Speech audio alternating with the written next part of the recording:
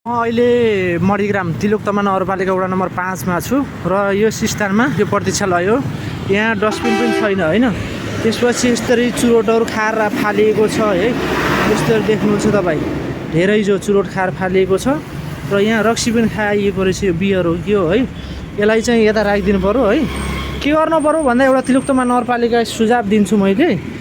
के सुझाव दिन्छु भन्दाखेरि यहाँ एउटा डस्टबिन राखिदिनुस्। त्यसपछि यहाँ तपाईहरुले चुरोट रक्सीहरु खानेलाई यहाँ बस्नेलाई एउटा क्यामेरा फिट गरेर तपाईहरुले चुरोट रक्सी खाएको बेला उहाँहरुलाई समातेर फाइन तिराउनुस् भनेको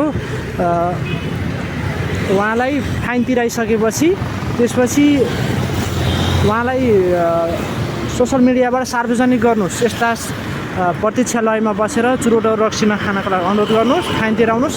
अर्को पटकबाट कसैले पनि खानुहुन्न है त। यस्तो फोहोर छ। ल हेर्नुस्, डस्टबिन पनि छैन। यसमा ध्यान दिनु पर्यो। यहाँ एउटा सिसी क्यामेरा पनि राख्ने।